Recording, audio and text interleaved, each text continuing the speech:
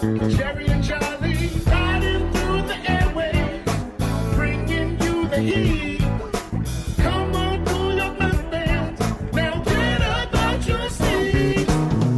They're bringing you all things Mets. They're bringing you all things Mets. They're bringing you all things Mets. Now you're listening to Chase Station. Today is Wednesday, July 31st. The month of July is over, and the Mets are still a playoff team. The trade deadline has come and gone. Lots of moves made. The Mets just won another series. Times are good, Jerry. A lot to recap. I'm excited to talk about it with you. Yeah, same, man. I feel like they did solid in the trade deadline. I feel like, I feel like they just missing when Senga went down. Yeah. Because you felt like, all right, that's their guy. He looked incredible. Then he goes down with that calf injury. I was like, let's fill those shoes, outside hopes for a Jack Flaherty type, or a Garrett Crochet, because, the Mets want controllability.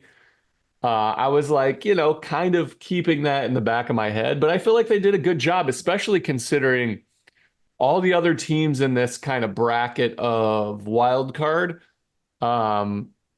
I felt like the Mets did really good. I know they're playing the Twins right now, and the Twins basically did nothing. Yeah. And they needed a lot of help, and the Mets could have done nothing. But they get some pieces, man. And so they address their glaring needs.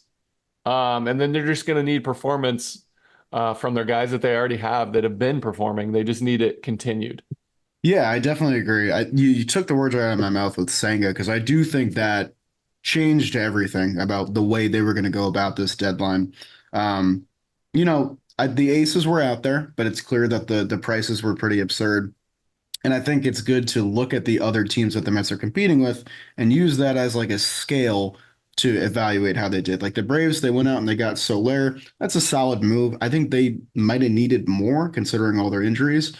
The Diamondbacks didn't do much besides Dylan Floro. The Pirates got Isaiah Kiner-Falefa. So these are the teams that are in the wild card hunt with us. The one team that did a lot was the Padres, but they also sold 4 of their top 5 prospects to get 2 relievers. That goes to show you what the scale of this trade deadline was.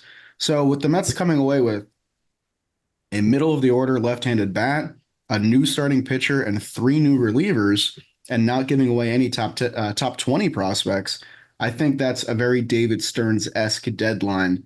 And I think the biggest thing that you can take away from this is that the Mets are a better team than they were 5 days ago, which at the end of the day is all you can ask for. Yeah, that's exactly it. They improved the team. They didn't change the core. They didn't do any like soft sell, which I was impressed with. Yeah. They had opportunities to do that. I'm sure teams were calling about Severino and certain guys. But I like what they did. Again, this was David Stearns' first test.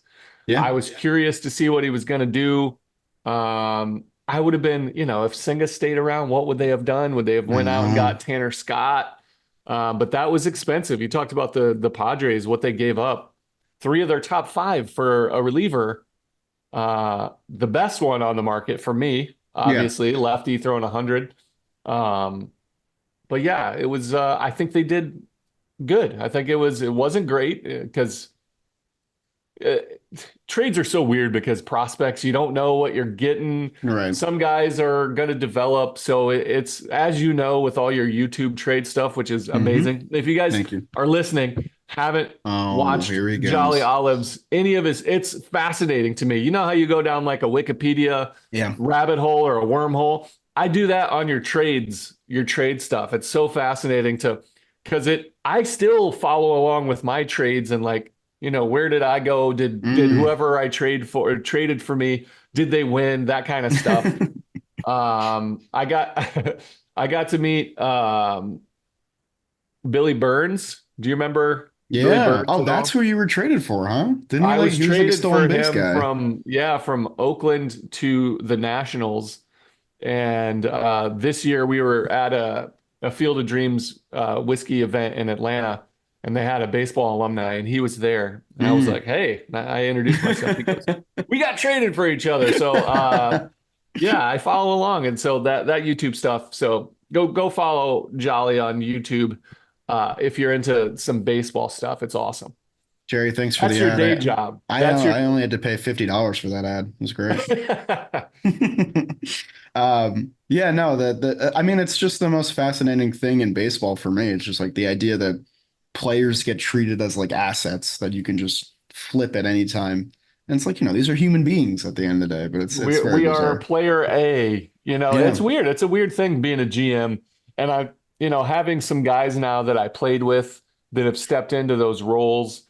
And then, when I first came up, Billy Beane in Oakland was around, but he also tried to keep his distance from Yeah. personality, so he didn't have to get to know you personally, but it didn't feel jaded or anything. And then, going to the Nationals, and Mike Rizzo travels with the team everywhere. Mm, He's around you, and so it felt a little bit more personal. Like when we went to arbitration, him a little bit deeper. yeah. And then, going through the Mets and Alderson, and, it's fascinating. So, and then Alex Anthopoulos in Atlanta is in, like, you're eating dinner in the team kitchen in the dining room, and he's there and chatting with you, and it's just different. And I can't Yeah. imagine having to treat players like baseball cards. You know what I Yeah. mean? Like,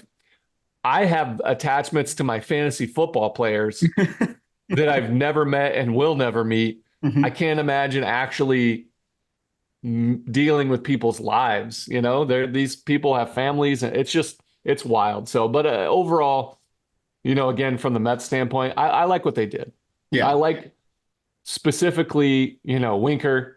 I think Blackburn, that they can tweak some of his repertoire and maximize him. And then I think Brazoban is a good arm. Like, Yeah. he's good. We've seen a little bit of what Stanek has done, and his ceiling, if he can dial some things in. Um, yeah, man. So it is exciting. Well, you mentioned Mike Rizzo before. Let's start at the top then with the first move the Mets made, Jesse Winker, which is, I think, the biggest one, the biggest name, having the best season of the guys the Mets acquired.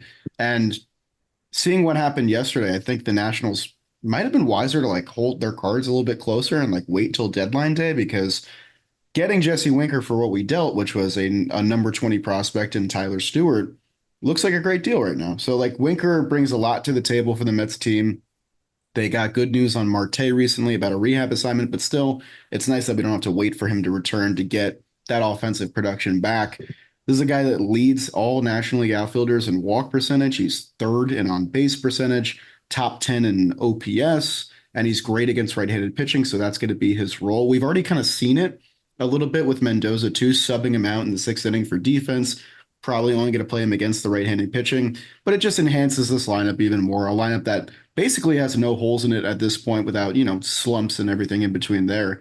But it was kind of a quieter move considering the flurry of moves that were happening around it. But again, this is something you called last episode. You called for the Jesse Winker, Kyle Finnegan package. Only got half of it, but I think it was the half that benefits the Mets more. Yeah, I still think Finnegan would have been. Sure. I Saw him mean, give up 5 runs against the Diamondbacks. So I was like, I did as well. It was like, yeah, but Winker fits this team perfectly. You talked about his on base percentage. He's a guy that will punish pitches in the zone, but he will get on base. yeah, And for a team with the depth of lineup, he's not an automatic out where it's all or nothing, which a lot of guys that you see the deal in that kind of role, a lot of guys are all or nothing, and then you're either gonna get an extra base hit or he's gonna strike out.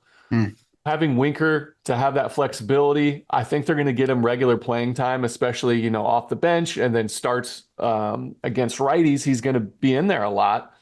I think it's going to be a big deal if he continues to just be who he's been all season. Yeah, and Baseball America, which is known for their prospect rankings and stuff like that, they did a pretty cool thing which I hadn't seen before. They basically ranked every prospect that was dealt at this year's deadline. I think it was like a 90 or something like that. Tyler Stewart, the guy the Mets dealt, according to their ranking, was the 35th best prospect dealt out of any team in any trade, and that was the best prospect the Mets dealt away in any of their trades. So again, David Stearns, kind of a conservative approach, but still getting the team things that they needed, which was another option in the rotation, a platoon option off the bench, who's been a really productive starter all year, and then bullpen guys as well, which we definitely needed. So Jesse Winker is definitely the headliner there. But we also got former Oakland A, Paul Blackburn, who isn't, I think, the sexiest name you're going to see at this deadline, but I think it provides the Mets with another option at the back of the rotation. The back of the rotation has had their ebbs and flows with David Peterson and Tyler McGill. This is a guy with 6 different pitches that he uses over 10% of the time, so kind of throws the whole kitchen sink at you. Mixed results this year so far. If you're a fan of walks and hits per innings pitched, WHIP, he's got a good mark there. Again, not like a Hollywood blockbuster type move, not a Jack Flaherty, not a Garrett Crochet, but it's something. I think I would have been a little bit more anxious had the Mets done nothing to address the rotation. At least they bring in another option. It's not Kodai Senga. It never will be Kodai Senga. It is something. I like Blackburn. He's a project. He's been an all-star. He had an incredible run in the first half. His career has been plagued by injuries, but he's also been a really good starter, like front half, and then he kind of fades towards the back end. He's never made more than 21 starts in a season. I think they can do. I texted you last night about it. I think they can do some tweaking, some usage stuff because he's got a good curveball. He's got a really good slider. I think if he leans on those pitches, he's got reverse splits. So lefties don't do as well against him because he's able to use all those pitches. I think if he does what Quintana has done and start to manipulate that curveball a little more and use his best pitches more often instead of 6 different pitches at 10%. I think he can. I think he has another level. And then in this, he was the ace of the A's for like 3 years. He's not. They don't need him to be that guy. So I think it'll take a little pressure off, knowing that he's probably going to give you 5 to 6 every time. He can empty the tank a little bit more, and then they can lean on the bullpen. I like him. He's a back-end starter. I think he's more reliable than what Tyler McGill has been giving the Mets, and I think that's the key. I think why they went out and got this guy was so they can just kind of have more of an idea in this 6-man rotation that they're not going to have to get out of the first inning or not going to get out of the first inning and have to spin their entire bullpen. So I think he's a good piece. Better than what most people feel and better than what his overall numbers look like, which is, baseball numbers don't lie, but I think he can be better than what he's looked like. And you're also talking about like a contact first pitcher, a guy that doesn't strike out a lot of guys. And like, one of the easiest evaluations you can do is, okay, what defense was he playing behind? He was playing behind the Oakland A's, a team that is not really looking for talented players on either side of the ball right now and is still getting great production out of players. But Paul Blackburn comes to an infield defense now where he's got Francisco Lindor in there. He's got Jeff McNeil, Jose Iglesias, guys that can really help him out with his like ground ball approach. And yeah, he's a reverse splits guy, but I'm excited to see what the Mets try to do with his pitch mix because I do think going forward, you're not going to see a 6-pitch pitcher. I think they're probably going to have him hone in on one fastball. I think he throws a fastball, a cutter, and a sinker. So one of those, whichever one's the most effective, and then go from there. But yeah, it's another option. I'm curious to see if the Mets do their 6-man rotation still, like if they keep McGill in there and Peterson and just insert Blackburn as well and give these guys a rest. We know that Jose Butto went 3 innings in a 15-2 game. Are they trying to stretch him out and make him an option? It was something I didn't really clock until other people started saying it. They have options now, which is a good thing. So on the Butto side, this is my instinct is that he's going to be an Andrew Miller type weapon. Multiple inning, 1+ to 3 jackknife, kind of be able to come in and just get some outs to segue because now they have Diaz at the back. Then they have, Maton, Brazoban. They just have back end guys. Nunez, hopefully when he comes back, they'll have guys that they trust more selection to get 7, 8, 9, or even 8, 9. And then Butto will be able to, like in a playoff, if your starter can't get out of the 4th inning, which is it happens all the time because every run counts. You can't just allow him to have a big inning. So say in that fourth inning, you have a guy that isn't getting out of it. Budo comes in, finishes the fourth, gives you 5-6, and now you have the back end of the bullpen still solid. I think that's what they hope to do with Budo, even though he might end up slotting, depending on if any of these guys, Stanek, all these guys don't pan out. He could still be the seventh inning guy or the eighth inning guy. Yeah, it's weird. Budo's fate kind of gets determined by the performance of other people. Like if Peterson and McGill hold up and they have a better last 2 months, there is no need to stretch out Budo and put him in the rotation. If the bullpen around Budo continues to perform and stays healthy and you get Reed Garrett and Sean Reed-Foley back and they're okay, then you can afford to make him this swingman, this long reliever type thing. So a lot of that is going to be subject to other performance, including the performance of the newest Mets reliever, Huascar Brazoban, who I think emerges as the best name on the Mets now. It's really fun to say. I was just saying it a lot to myself on the subway on the way to the game yesterday. It was a last minute kind of deadline deal. The Marlins really sold everybody. I think they sold like 10 players and got 15 prospects and could barely take the field for their game last night.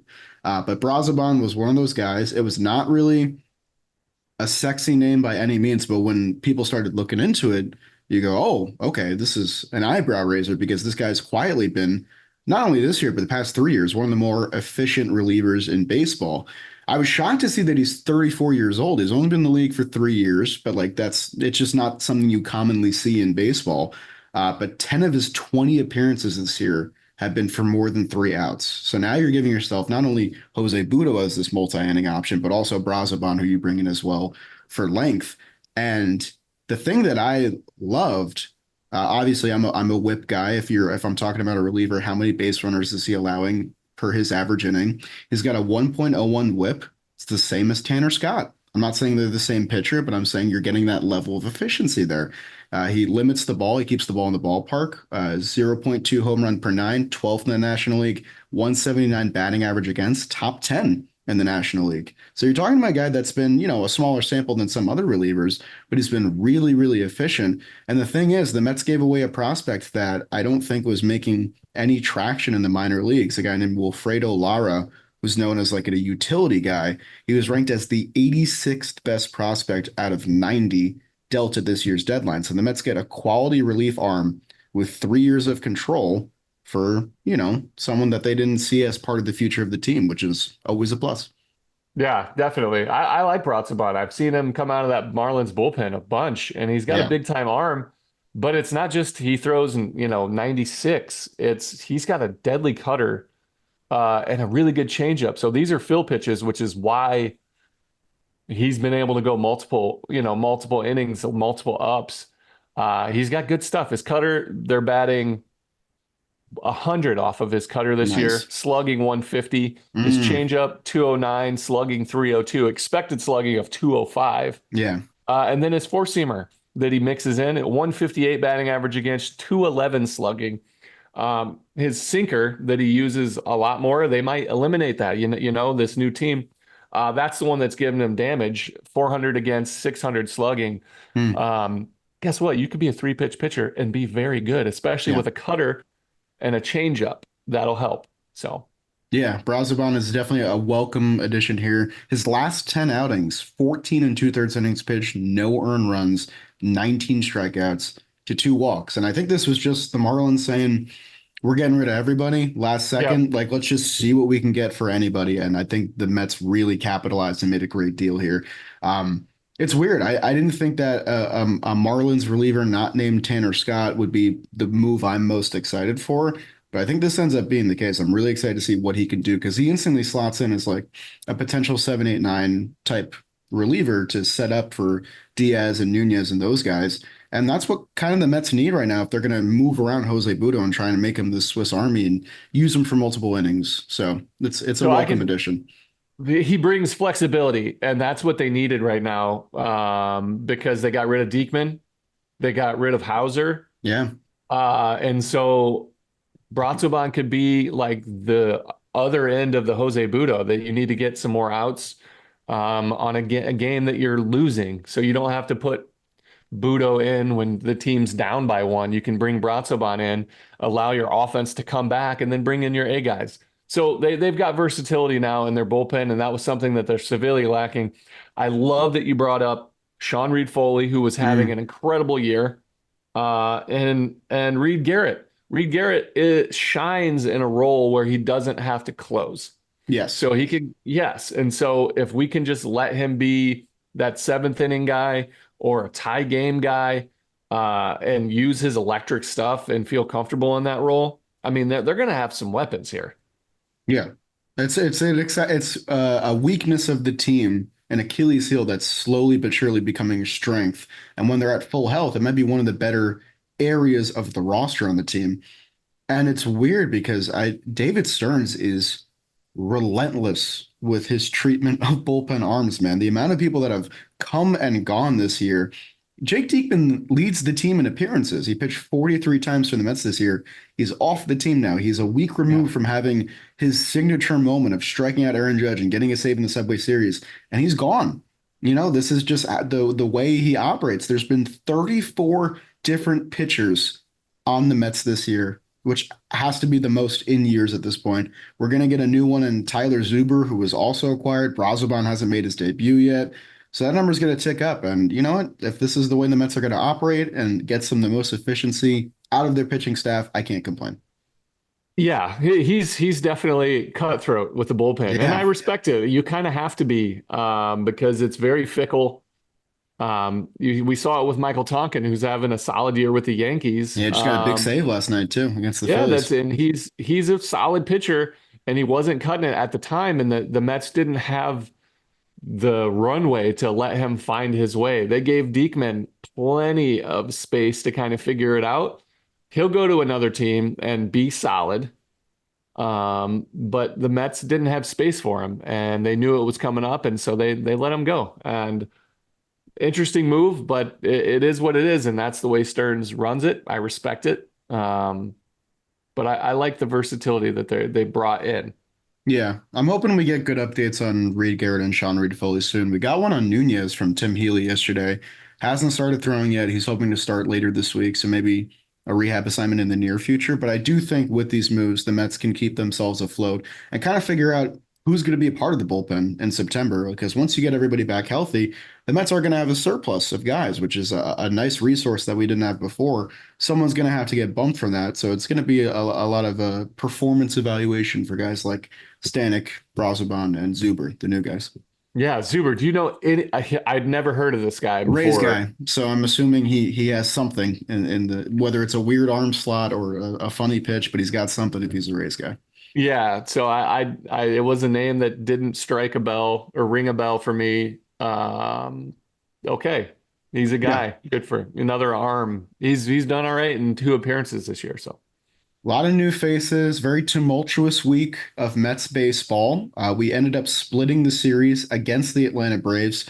Kind of a deflating result, I'd say, because Agreed. You come out and you're hot in those first 2 games. I think the vibes might have been the highest they were all season in that game 2, where you're coming off 3 homers against Charlie Morton. You're putting it on the Braves. Kodai Senga is dealing in his first start back, and then he jumps for that, or doesn't even jump, really breaks for that fly ball. Out of the way.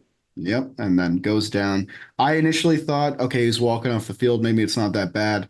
And then we got the bad news the next day. Just a really big gut punch for a team that could have used an ace like Kodai Senga. Yeah, that was a tough one. He's not done for the year. They're saying he's done for the regular season, which is do you buy that? It's something in my head, but yeah. I would say, I mean, that's a heartbreaker for him. That's a tough year. I've been there, especially on such a freak thing. It was like after the first win in Atlanta, vibes were immaculate. Yep. There was some hope for Senga to return. We're like, is he going to be that guy? He was every bit of that guy. And then he gets hurt. They still win the game. They still beat up in Atlanta. Then it kind of just deflated a little bit, and they lost game 2 and game 3, or game 3 and game 4 to split the series. So it was a little bit deflated, but then they jump right back on Minnesota, who's a very, very much a contender for the wild card. Our boy Plouffe is in the booth just watching position players pitch as the Mets have kicked their butts, like have dominated. We got some guys, Vientos showing off that power. Quintana looked incredible, throwing all sorts of curveballs that I love to see. Yeah. Budo gets another 3-inning save. Diaz locks out a 4-out save in game 2. Just a lot of good performances. And after the kind of the letdown of the back end of the Braves series, to see them come out and get right back to work where it's deep lineup, solid starting pitching, elite back end, that was beautiful. Manaea looked incredible too. Yeah, I was gonna say. I mean, you're a game 1 loss against the Twins where you don't score a lot from the panic bells getting sounded because you dropped 2 in a row against the Braves. If you come out flat again in that game, fans start to get a little bit worried. You're approaching the trade deadline, all that. So for them to come out with 15 runs and be like, no, we're back, we're okay. We had a couple days off, we're fine, was huge. But I think, I was gonna say the better game for me was last night because so many times in my life, I've seen the Mets put up a crooked number, come out the next day and just be flat because that's just baseball. Sometimes you put up 10, then the next day you get shut out. And they were facing a guy with an ERA above 8, and I was like, this is a perfect storm for them to just, completely let me down. Sean Manaea looked unbelievable last night. I mean, he was doing everything he wanted to with his fastball. He strikes out 11 batters on the night, 2 hits allowed, 1 walk, no traffic on the base paths whatsoever. Easily his best start of the season. And he gave us 7 innings, which was big. I know that the bullpen hasn't been used a lot recently at all, between Budo getting the 3-inning save and then only 2 relievers used last night. But again, going down the stretch, these kind of games matter because the amount that you can conserve your bullpen and keep guys fresh is going to matter so much in September when you can't really afford to leave starters in who are struggling, like you mentioned before. So for him to go out there and just absolutely dominate, like a good Twins lineup that ranks highly in the American League for major offensive categories. For the second straight night, the Mets held them at bay with 2 guys that we had our own apprehensions about in May and have really stepped up, especially Quintana, who I was calling for the DFA bill. I wanted him out of here. He's having a great season now. I know you did, and I'm glad you did because he's having a great season now. He's got an ERA below 4. He's been fantastic over his past 8 starts, and it just you gotta keep the faith sometimes. Yeah, that's the key. Quintana looks like he's figured out his best way to be successful in today's version of the game with heavy curveballs and mixing it up. Same with Sean Manaea. I mean, to me, the key for him was the fact that he walked 1 guy in 7 innings because that's been his bugaboo this year is like he'll put up 5 walks easy. Mm-hmm. But he looked fantastic yesterday, filling up the zone. Those sinkers up, like he's found himself. He's been comfortable. We talked about how earlier in the season, Mendoza would pull him. Mm-hmm. He didn't put himself in these situations because he pitched so well. But this is how you gain the trust of your manager is by and allowing yourself to get deeper. And that way, the next time that there's maybe an opportunity, he goes out like he has with Severino and says, how are you doing? Do you want this? And Manaea will be like, yeah. And then he'll get that. So just an absolute confidence builder for him, for the team, for the manager. Just beautiful. Yeah, I mean, with Manaea, you're talking about a guy that still has not had a start where he hasn't walked a batter this entire season. It's been 21 outings. He still hasn't done that. Last night, I thought, was the most control he's ever exuded as a Met. And I'm hoping that he can carry that forward and continue that momentum because we've sung the praises of Sevy basically all season. I think Quintana has really turned a corner the last 8 starts. But for Manaea to kick it into gear too and not be this guy that has to deal with so much traffic, this is the 3. I mean, we were holding out hope that, Senga would stay healthy or the Mets would make a big move. It didn't happen. So in a wild card series, this is our 1, 2, 3. And I'm starting to believe in it more when they're facing these legit offenses and having good starts. I mean, Quintana came into the first game and within 2 batters allowed a run. He allowed a single, stolen base, single. There's your run. And then after that, dealt 6 shutout innings. I mean, I that had recipe for disaster written all over it. In his last 8 starts, he has the third lowest ERA in the National League, up there with like Paul Skeens. So yeah, I think he's earned some trust at this point. Besides that one Rocky start, it's just really cool to see because this rotation was a concern to say the least at the end of May.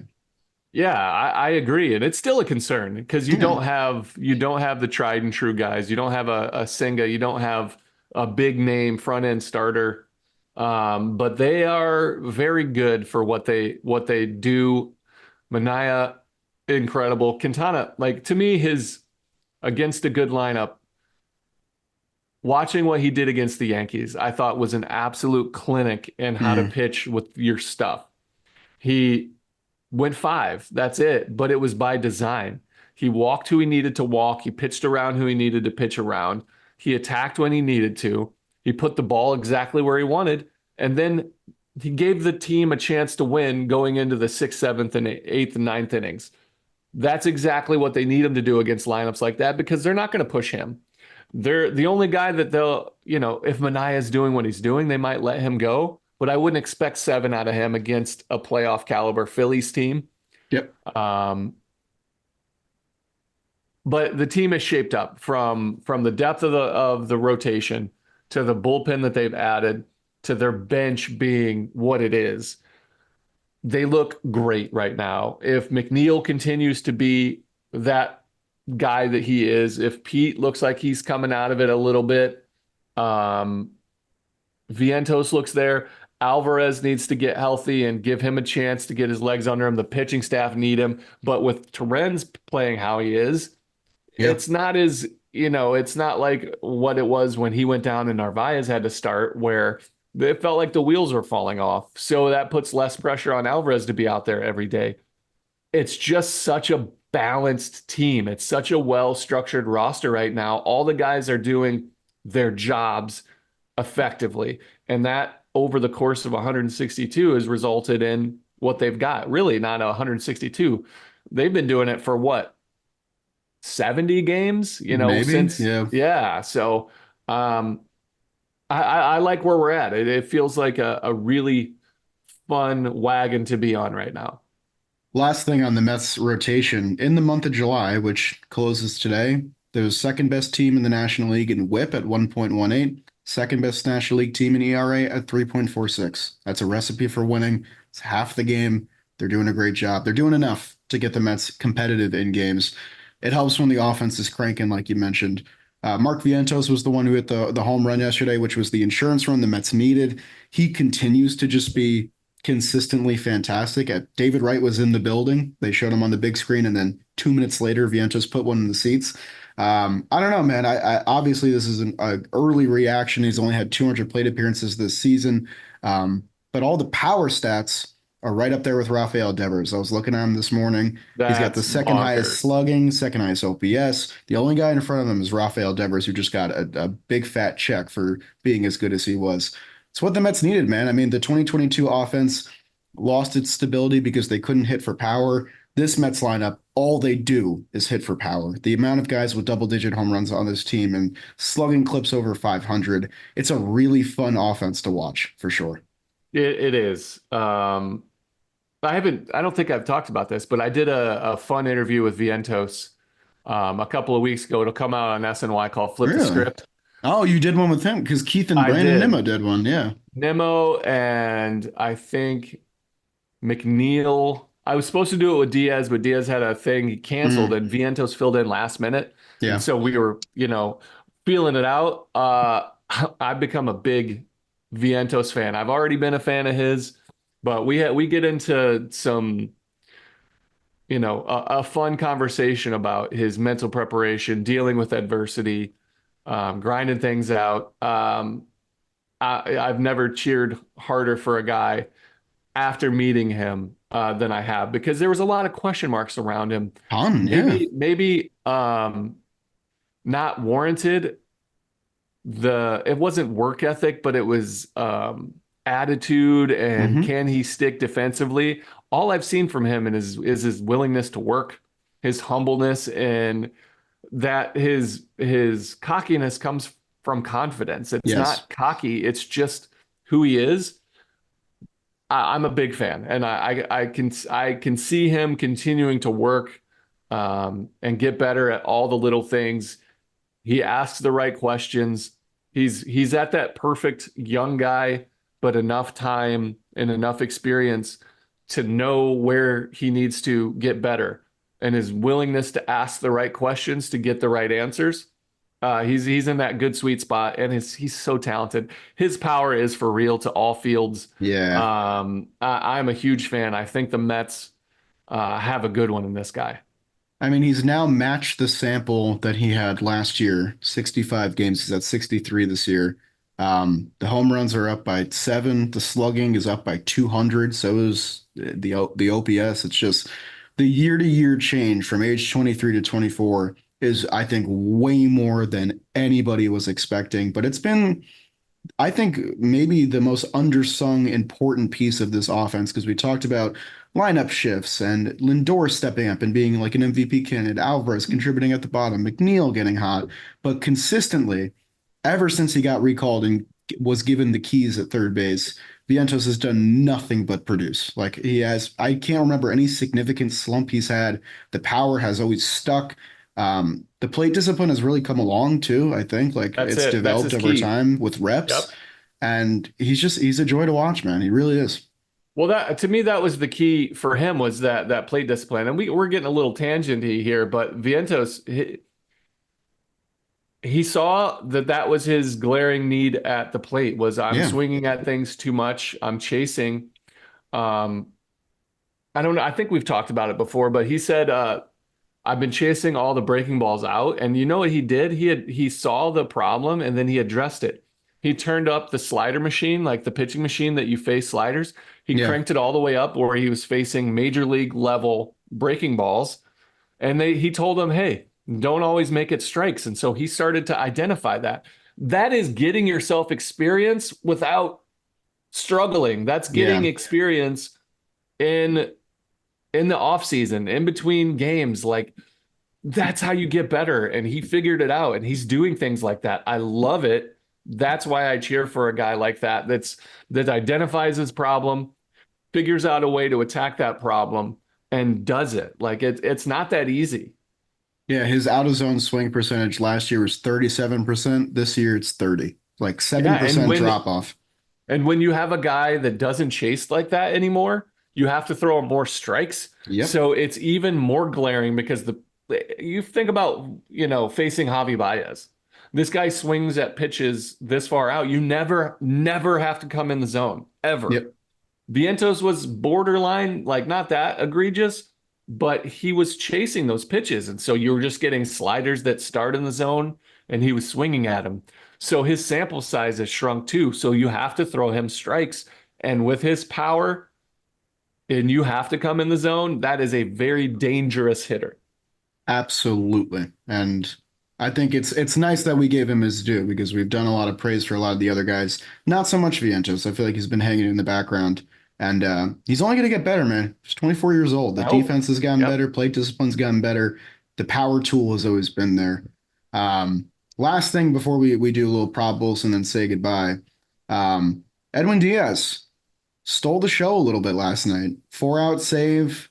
He's been quietly and consistently very good since the suspension. Now, we said our piece about the suspension. It was really disappointing. I'm sure Mets management was disappointed too. It was just a kind of a rough season in general, not even performance-based, but between the injury and then the suspension right after, it felt like Diaz never really got his feet under him. Since June 13th, 9 2/3 innings pitched, 7 for 8 in save opportunities, no home runs allowed, 1 earned run allowed. Are we getting Edwin Diaz back? What have you seen? What's your confidence level in Edwin Diaz right now?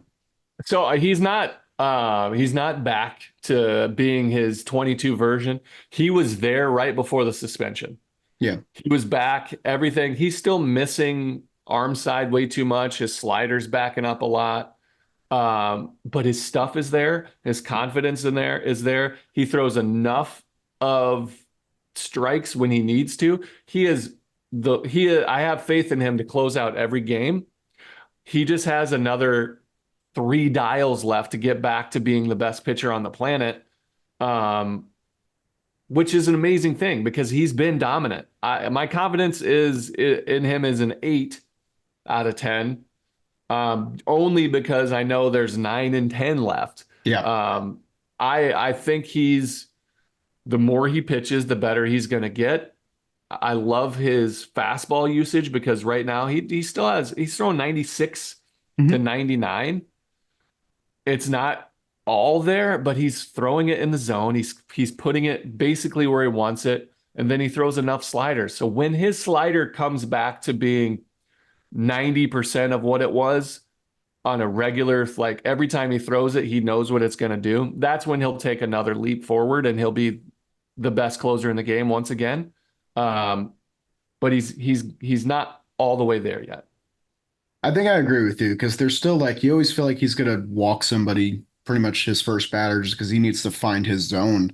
But it's just such a far cry from what we saw before. Like there's a lot more confidence with the slider. I think it's not hanging as much. I mean, there's still the occasional scary pitch there, but he is the closer. Like this is not a situation where there's going to be a closer by committee going forward. I know the Mets had that earlier in the season, kind of out of necessity, but going forward, you'd like to see Diaz be the only one that gets saves. I know I did it a couple episodes ago, but I think there's like 8 different Mets pitchers that have a save this year.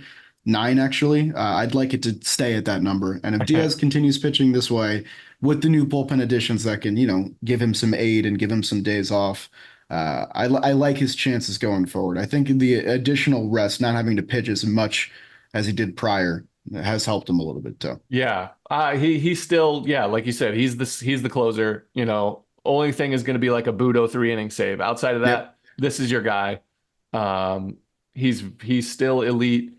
And again, we know what he is at his peak. He's got another couple levels. But he's the guy. This team will go as far as he takes them. He gives them the best opportunity. I like what I've seen. I like where it's going. But he's not, even he would say that, I think, in private, but he's good enough now to save out Game 7 of the World Series. But it would be a little bit scary. When he's at his best, you can turn the game off and celebrate. You know what I mean? That's how good he was. I still think that's in there. I still think he'll find it this year and probably soon. But it's just the consistency of the slider getting to down and away back. Because there was a few times last night, even in the 8th inning, when he ended up striking out on a slider that was this far out of the zone.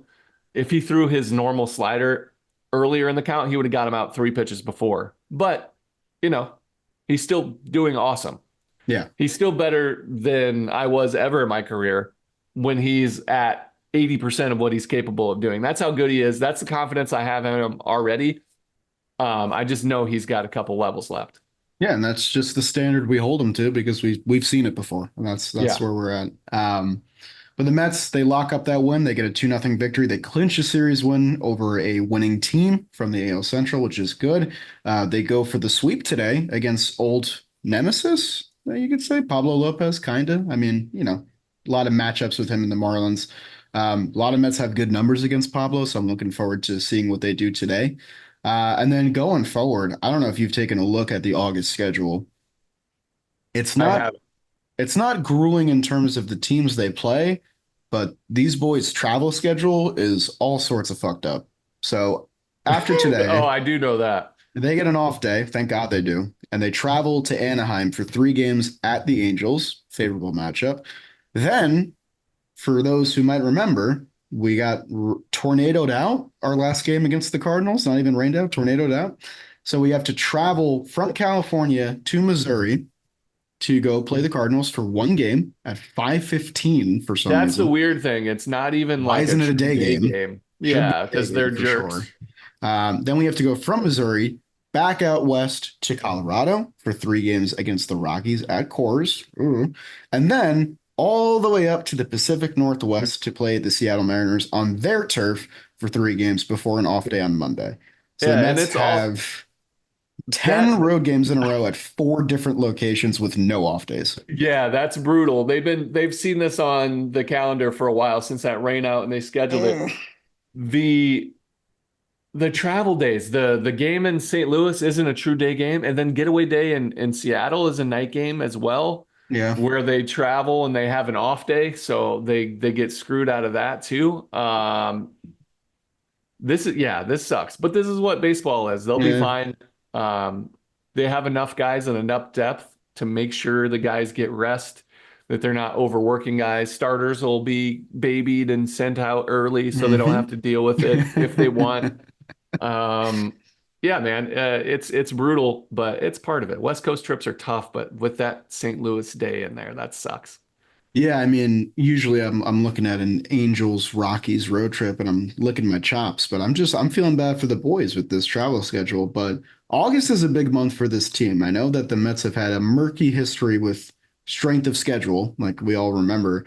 But in August, they have series against the Angels, the Rockies, at home against the Oakland A's and the Marlins again, though the Marlins have been kind of a thorn. And then they have a road series against the White Sox. So a lot of ways to get fat on wins this month, and hopefully the Mets can capitalize without their jet lag. Yeah, they're in the thick of it, but they still have to produce. They look great. You still have to win ball games, and it's not easy. The Padres are for real. They went out and made some major moves, and they're in the mix. The Cardinals they made a couple moves, and they're in the mix. Yep.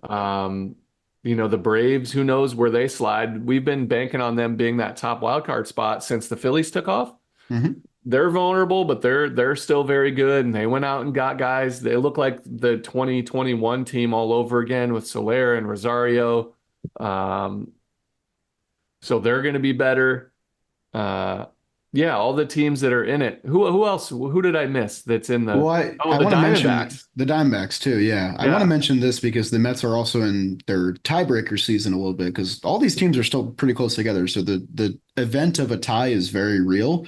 The Mets need to win one game against the Padres to clinch that. They need to win one against the Cardinals to clinch that. With the Diamondbacks, they need to win the series to clinch that. So these are extremely important series, not only for gaining ground, but also in the event of if we tie up with one of these teams, the Mets need every edge they can get. So those series stand up even taller for that reason. But the Diamondbacks have been hot, man. They finished a 5-0 comeback against the Nationals, then dumpster them the next day, put up 14 runs. The Padres just finished off a miracle comeback against the Dodgers. So when you think in the context of the Mets playing great ball, a lot of these teams are hot. They're not going to cool down anytime soon. So the NL wildcard race went from pretty mediocre and sad to pretty fun in a month span. Yeah, it's going to come down to the wire probably. But focusing on our team, the Mets, they look really good. Vibes are still immaculate. It's going to be a fun couple months of baseball. Keep it up, boys. Get that sweep today. Sweep would be nice. Yeah, finish out. Nice. I think that's all we got for our show, though. I think that just about does it. Good trade deadline, good series win, and grueling road trip ahead, but we like our chances. We'll root them on. Absolutely. All right, we'll see you guys sometime soon for the next episode of Shea Station. Let's go Mets. Let's go Mets. Thanks for watching or listening. Shea Station. Jerry and Charlie. Shea Station. Jerry and Charlie. Thank you all for coming. Hope you enjoyed the show.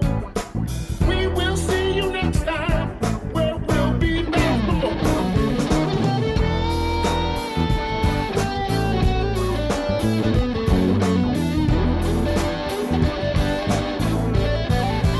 Shea Station.